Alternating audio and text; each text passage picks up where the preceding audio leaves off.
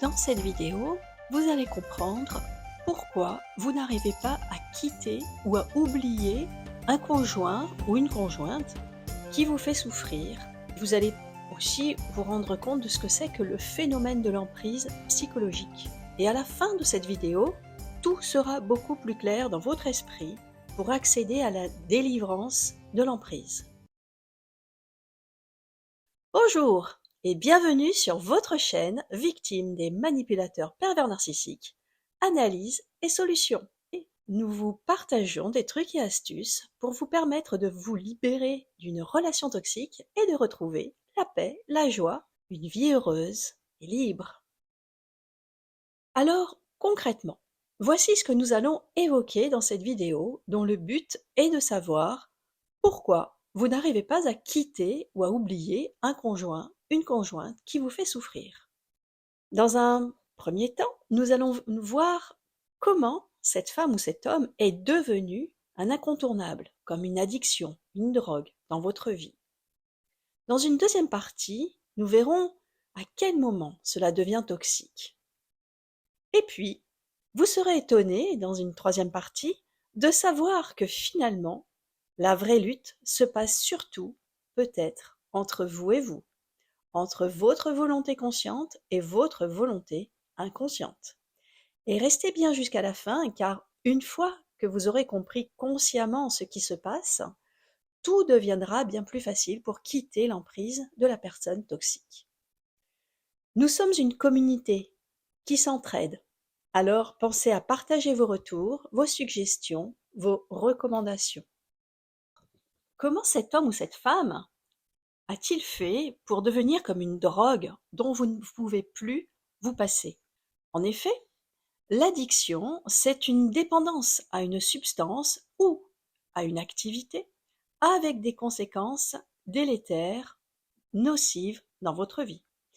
Et on la constate quand on perd le contrôle de soi, quand on poursuit le comportement malgré la prise de conscience de la souffrance qu'il engendre.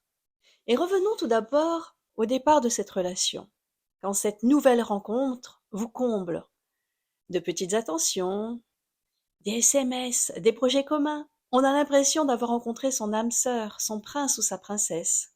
C'est comme dans un conte de fées. On se laisse charmer, on se laisse envoûter, et dans le cœur, ça fait boum. Et on a l'impression d'être comme transporté. Et le cerveau, à ce moment-là, libère notamment des endorphines. On est plus qu'heureux. On vit dans une bulle de bonheur. Et dans un couple normal, cette première phase va peu à peu s'estomper et on va venir dans une vie plus normale qui va se mettre en place. Une vie dans le respect, dans l'entraide, dans la compréhension mutuelle. Et si jamais il y a incompatibilité, alors il y a la possibilité de discuter et de trouver des solutions. Mais parfois, et c'est la deuxième partie, cette première phase n'était qu'un leurre, une illusion pour nous attraper dans des filets toxiques. En effet, si l'autre personne était un manipulateur, une manipulatrice, le prince ou la princesse charmante n'existe pas. Et vous allez devoir faire face à des comportements inattendus au milieu de cette relation ou quelques semaines ou quelques mois après la rencontre, quand le masque tombe. Vous allez devoir faire face à des mensonges, la trahison, des reproches à répétition, le gaslighting ou l'enfumage de cerveau, la violence verbale, comportementale, matérielle, financière. Quand l'autre n'est finalement là que pour vous utiliser. Il réussit à vous faire accepter ces maltraitances en jouant avec vous et surtout avec votre cerveau. Il joue avec le chaud et froid, par exemple. Il est tantôt désagréable, distant, et puis à nouveau merveilleux, adorable, aux petits soins. Et pendant ce temps, vous perdez peut-être, sous son influence, votre confiance, votre indépendance, vos amis, votre famille. Et il y a peut-être des enfants communs, une maison commune. Alors vous êtes perdu. Que faire? Où aller?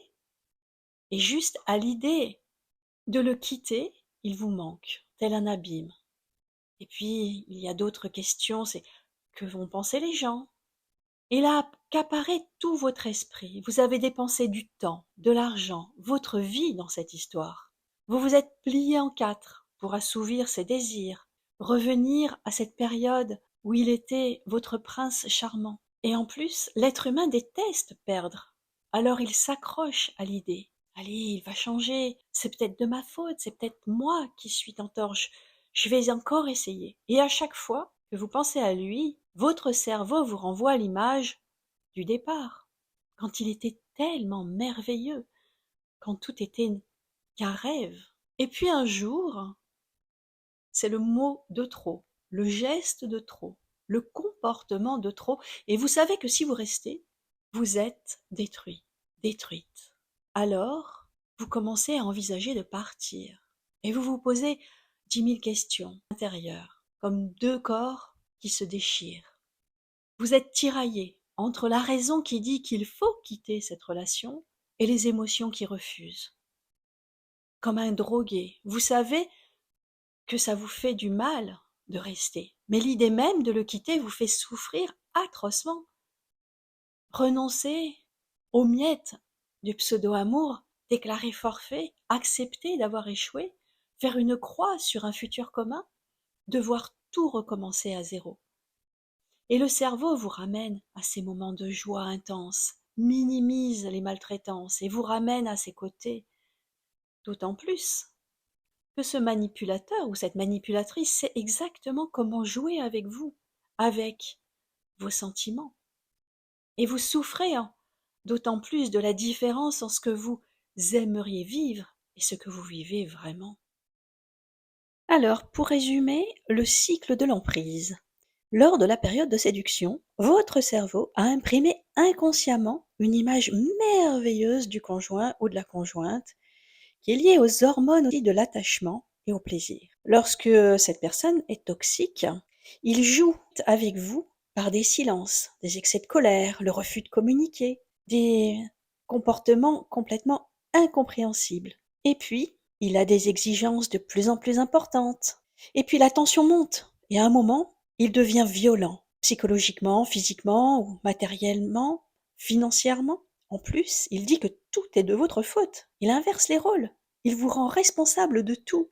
Et si vous vous rebellez, il peut faire croire qu'il vous aime vraiment, mais vraiment, et repartir dans la séduction. Et votre cerveau déteste le flou, la confusion. Alors il garde la belle image et vous fait souffrir atrocement si vous décidez de partir. Et c'est un cercle infernal et il est temps d'en sortir avec les exercices proposés dans la prochaine vidéo. Pour savoir comment sortir de cet enfer, si vous vous reconnaissez dans ce schéma, n'oubliez pas de vous abonner et de nous faire partager votre expérience.